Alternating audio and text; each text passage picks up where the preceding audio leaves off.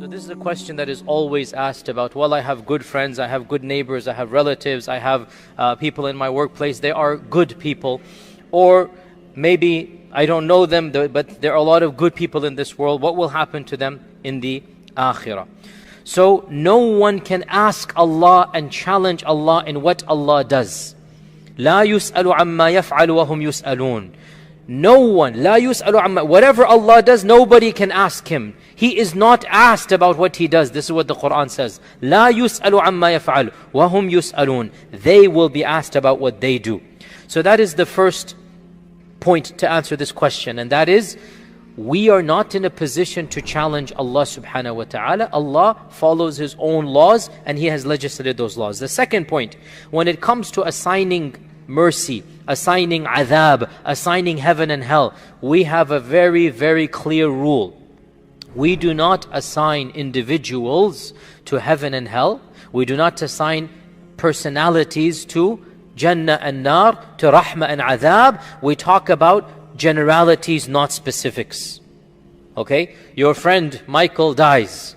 No one has the right to say if Michael died as a Muslim or non-Muslim, he's going to go to heaven, he's going to go to hell. No one.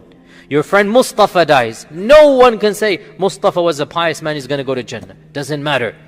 We are quiet about individuals except if Allah has said, تَبَّتْ يَدَ أَبِي لَهَبٍ وَتَبْ مَا أَغْنَ عَنْهُ مَالُهُ وَمَا كَسَبْ سَيَصْلَى what? نَارًا. We can say Abu Lahab is in Nar because Allah says so. Otherwise, we are quiet about individuals. We never assign any individual to any specific fate, but we speak in generalities. We speak with conditions. Those who believe and do righteous deeds will go to Jannah. This is generalities. Those who reject Allah will go to Jahannam. This is generalities. Mustafa, Michael, who might have done this and that, we are quiet because we do not know what is inside of them. Okay? The third point. It is very, very clear in the Quran and Sunnah that there is one path that leads to Jannah. Inna deena inda Allahi al-Islam. The religion that is acceptable to Allah is al-Islam. Allah says in the Quran, قُلْ كُونُوا هُودًا أَوْ نَصَارَىٰ قَالَ تَهْتَدُوا بَلْ مِلَّةَ إِبْرَاهِيمَ حَنِيفًا وَقَالُوا كُونُوا هُودًا أَوْ نَصَارَىٰ تَهْتَدُوا. They said, not Allah, they said, be Yahudi, be Nasrani, you shall be guided. Bal, no. Bal here is harfu idrab, you negate what preceded it. No, I will follow the millah of Ibrahim who worshipped Allah alone. Allah subhanahu wa ta'ala says in the Quran, وَمَنْ يَبْتَغِ غَيْرَ الْإِسْلَامِ دِينًا فَلَنْ يُقْبَلَ مِنْهُ وَهُوَ فِي الْآخِرَةِ مِنَ الْخَاسِرِينَ. This is the most explicit verse in the Quran that is imaginable. You cannot even word a verse that is more explicit. It's not even possible in the Arabic language. Whoever chooses any other way of life other than Islam, it shall not be accepted of him, and he shall be in the hereafter amongst the losers. You cannot get more explicit than this. Now, having said this, I then went on and I said, all of this we are talking about the paths that lead to Allah, and we say there is one path that leads to Allah. Only one path.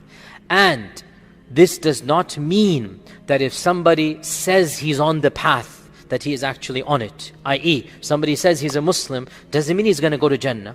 Doesn't mean it automatically. Nor does it mean that if somebody is not on the path, that they might not be forgiven as an exceptional scenario and be caused to enter Jannah. The path does not lead to Jannah if it's not Islam. But it is possible that somebody on another path might be forgiven by Allah due to specific circumstances. And we all know exceptions are not made the rule. The rule is very clear. What is the rule?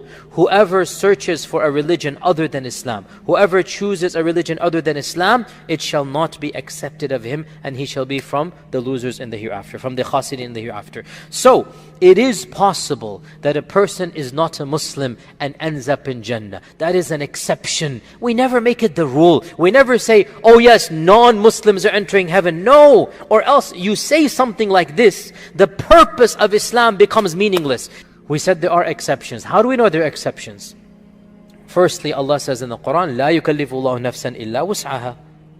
And Allah says in the Quran, وَمَا كُنَّا مُعَذِّبِينَ حَتَّى نَبْعَثَ رَسُولًا. We will not punish anyone until the Prophet has been sent. And that's why our Prophet ﷺ said that whoever hears about me and then rejects me. Aha! So the one who doesn't hear about our Prophet ﷺ, or our scholars add to this, the one who doesn't hear correctly, i.e. he had a very negative image of Islam and he didn't know what Islam was, he never read the books of Islam, he never met a Muslim. So this person, what is his fate? Do we automatically say they're going to go to Jannah, which is what some of our previous scholars said? That is also not very logical, because if the one who doesn't know Islam automatically enters Jannah, and you are a Muslim and you meet this person, why should you give him da'wah when automatically he's entering Jannah? Think about it like that. This also doesn't make any sense. Some of our scholars said this, but it makes no sense. The correct position is mentioned in the hadith in Musnad Imam Ahmad, that our Prophet ﷺ said, there will be 4 people on the Day of Judgment.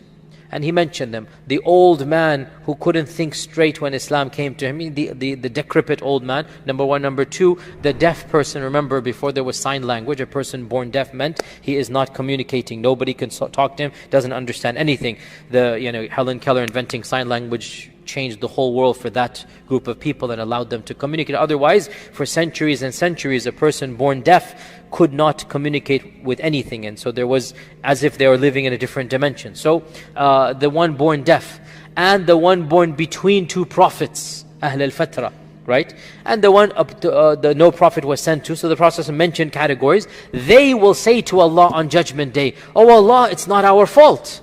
And each one will give an excuse. So Allah will say, what if I had sent you a prophet and you saw the prophet? Would you have believed in him? Of course, on Judgment Day, what will they say?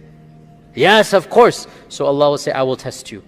Then Allah will send an angel, and the angel will have something that looks like fire, and they will recognize him to be from Allah as an angel. And the angel will say, if you truly believe in Allah, jump into this. And so those who trust Allah and jump in will be saved by Allah and enter Jannah, and those who don't will have rejected. The point is, there will be a test on Judgment Day for those people. We can make qiyas upon this and say, anyone who did not hear of Islam and lived in times and places where there was no access to Islam, that person will be tested on Judgment Day, no problem. Okay, bottom line, that this question, we understand why it's so relevant. People want to ask it. We understand why people get emotional. But at the same time, from a textual and logical and rational perspective, from a unanimous perspective, every single evidence of the Sharia and our common sense tells you, religions are either right or wrong. There's no middle path. Yes, we live in this world in peace and harmony, no question about it. Yes, we have good adab, no question about it. Yes, we are kind and merciful, no question about it. But on Judgment Day, there is one religion that will be rewarded, and there is one religion that is correct. That you cannot both simultaneously be correct. Either it is okay to worship an idol, or it is not okay. Either you bow down in front of Jesus Christ, or you don't. Either you worship Allah, or you don't. There is no middle ground. So we say, Inna deena indallahi al-Islam. And this is what we preach to the people. But we also realize there will be exceptions. There might be many exceptions, but we never make the exceptions into a what? Into a rule. We never preach the exceptions. Because when you preach the exception, you're negating the rule. You don't go and tell people, oh guys, don't worry, many people will be forgiven on Judgment Day, go ahead and commit sins. No, you don't do that, do you? You say the general rule, the sinner is going to be punished. That's what we preach, right? That's the whole purpose. Similar thing goes over here. We preach there is one way, and on the Day of Judgment there will be exceptions. Now, one final point, again I went into a lot of detail, but this is very sensitive issues, and people get very emotional, understandably. One of the real problematic issues in our time. So we talked about the one who has never heard of Islam, but was overall religious. We hope good for that person. We hope good for that person on Judgment Day. We don't pronounce any judgment. That person never heard of Islam. Talk about the tribes of Brazil. Or go back 500 years, the people living in this land, the native Indians. They would never have heard of Islam. We hope good for them, that if they were faithful to their morality, and they try to live good lives, and inside everybody knows what is a good life, we are hopeful, but we don't pronounce a judgment. We talked about those who have the potential to hear Islam, but they don't do so. And we say that's not good news. that's not that optimistic. If they just lock themselves shut in their houses, if they just want to live their lives like animals and don't think about higher cause, they are falling short. So that's a problem on them.